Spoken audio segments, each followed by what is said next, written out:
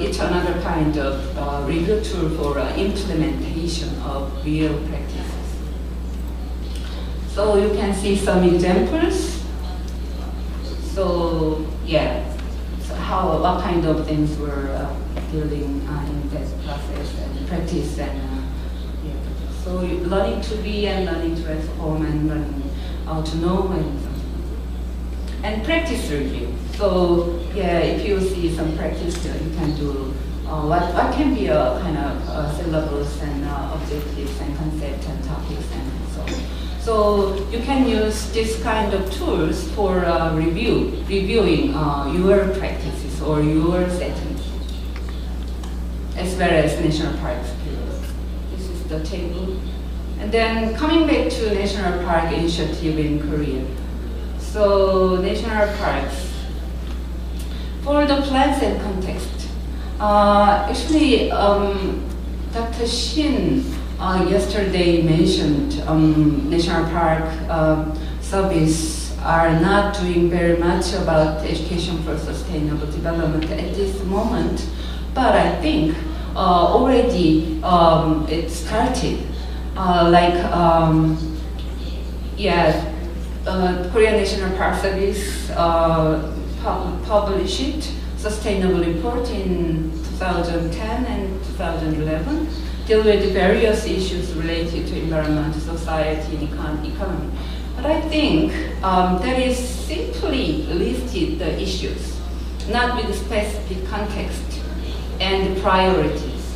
So various ESD themes, but not much with value and attitude or competencies. So I think it should include those kind of areas. And then endeavors to integrate ESD into diverse national park projects and educational activities are happening. This year is very critical year for national park, I think. So in March, we already a workshop for ESD with park rangers, deal with a lot of issues related to ESD, but it's kind of introduction. So I think many park rangers are interested in doing those kind of initiative in their national park offices. So I think they can be a kind of very good starting point. And then, so as a result, a lot of regional offices are applying for ESD certification, which is awarded by UNESCO, Korean UNESCO. But I think we need more about review planning. So it's kind of just some elements are there. So we need some comprehensive review planning and participation of stakeholders in review. Yeah, as I mentioned before, the participation of various stakeholders are very important in the review process. If more of stakeholders are participating in the review process, a lot of issues will come rather than one issue or two issues. And second one is policy. So actually, at this moment, I didn't go deeply into the policies, but we can make questions related to policy.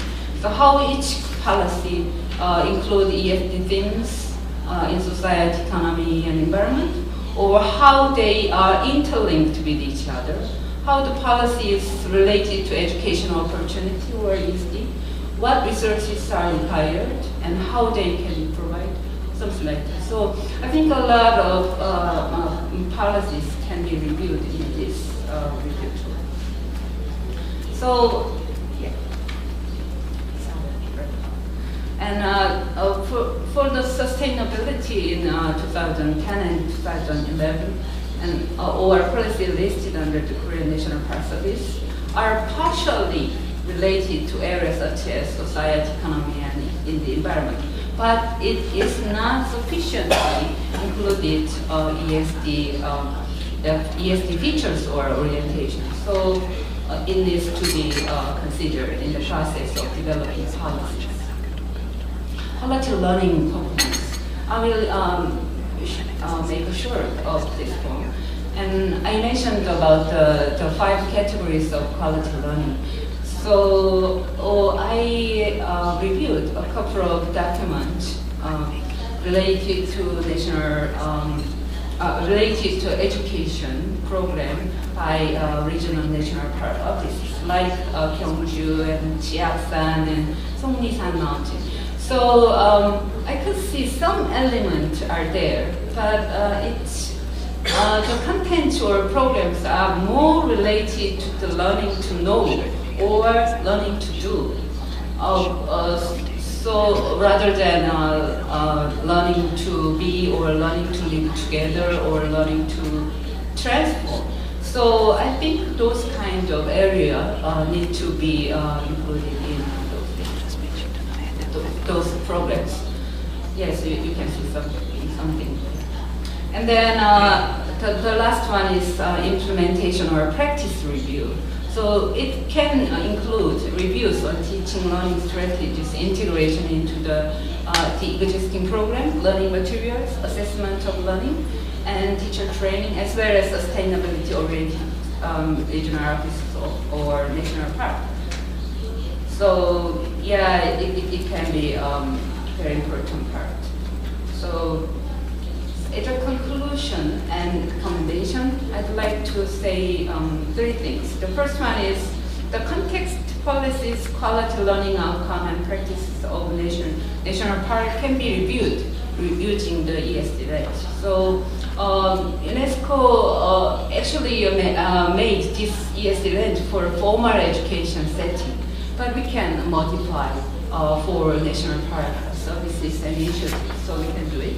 And then for the case, for the review process, as I mentioned before, diverse stakeholders need to be involved in. So they can make their consensus or they can make their own vision, and then they can find another dimension of the problem. So in the process, it will be necessary to present the function of national parks as an important context of ESD, the connection among various aspects in the issue, system thinking for the whole process of future vision, and the consideration for traditional culture and various entities. Yes, that's what I prepared, and then thank you.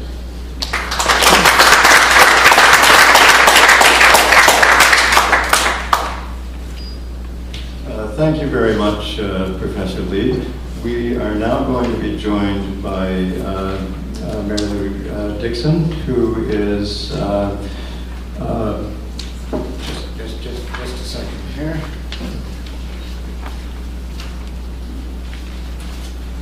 I must have my notes. She is Parks Victoria Manager of Community Participation and Partnerships from Australia. We are running a little late on time, but what Mary Lou has offered to do is to present a video which she has brought to the conference, and so perhaps I'll ask you to introduce that for us.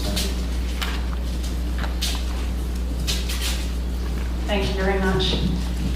What I'll show you, and I'll speak more about this after lunchtime, it's a video that is a digital storytelling. So it is a particular evaluation technique, which many of you may be familiar with, to assess the experience of the participants and determine whether we are meeting the outcomes that we proposed.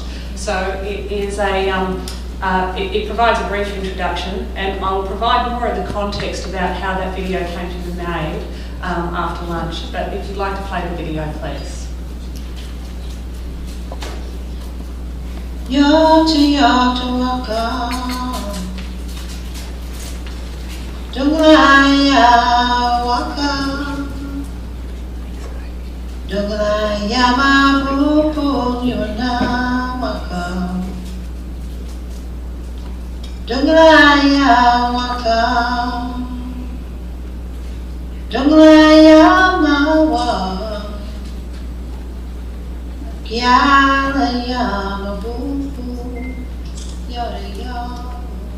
My name is Madhusha, it's aka Matt. I'm from Sri Lanka, that's not much better. There's a big land birds in our way. You don't want to mess with the king in the land.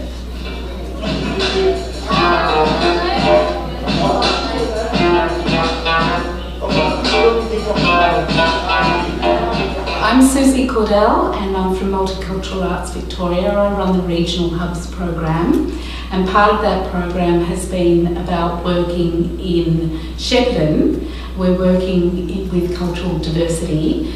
We were approached by Lynn Thorpe and she was talking about stuff that was happening in the playground at school and in the wider community that was about racial tensions. So she wanted to bring the Yorta Yorta people together with new arrivals, the kids at school, to become ambassadors and leaders and role models on country, out here, this beautiful place, on country, for them to learn from each other, share stories.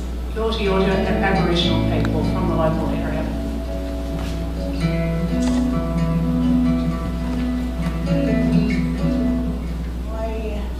Connection to water is I'm Aboriginal, so you know, my people grew up on the water. It's their food source, that was their life source, and I suppose that all the cultures' connection to water is they all have a connection. We chose water as a theme in consultation with the Yorta Yorta people. It was their suggestion and they felt that it was a great way of unifying all cultures. All cultures have a relationship to water, lots of rituals. The fact that Shepparton is between the two rivers, the Goulburn and the Murray, or Dungalla as they call it, is something that all of the kids could relate to, so we thought it was a good thing. My connection towards water is like important. It's like how the ancestors got around, my ancestors, how they caught food, the fish and tabbies, and just, yeah, it's really important to me. It holds a lot of history. Well, if there's no water, there's no life, and there's no life, where would be living on this planet? People, animals, plants, everything needs water.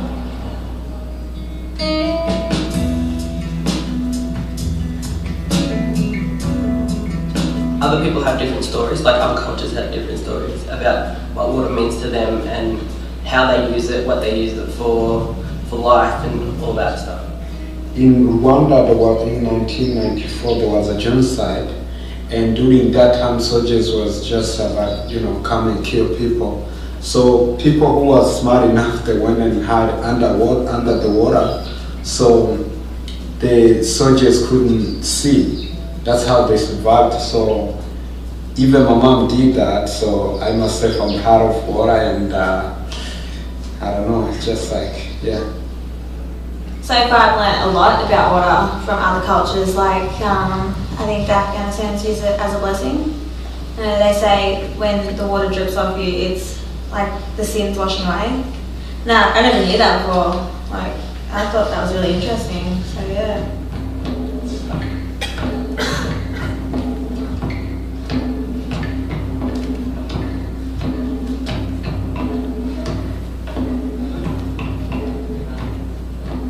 Knowing the Aboriginal people, how their country was captured by British, and also the same happened to our country. Our country is in others' hand, though that's our country, but we can't say, no longer we can't say that that's our country. So that was something special that I learned.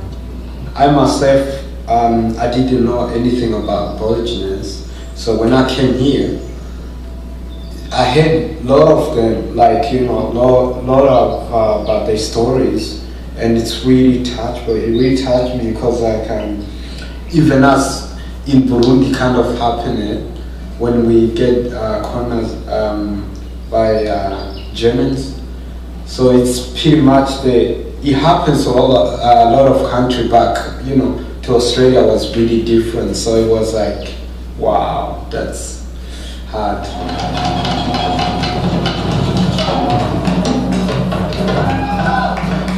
Chilling with academics and Edinburgh, Afghanis and Aborigines to sharing our cultures and learn respect. At the end of the camp, we all got to different languages and dances too. They're all so different. You should try them to have a laugh around the fire, share our stories and our desire. You know, Gurchi Narak, it means with friends, and that's what it's been about. The drumming workshops that brought people together from all around the world, those kids, and yet the drums all spoke with one voice. I think it's very symbolic.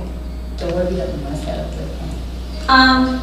Just learning other cultures, what they've been through and what they know about their culture. For me, the most important thing was knowing every culture, and then when we get deeper in Aboriginal culture, that was really amazing for me, because we always see Aboriginal people staying away from others. Yeah, but when we now have got to the end of this camp, we can see Aboriginal students, they're coming to us and then we talking, we chilling. So it's like very special feelings that they are not like that we think. They are also the same as us.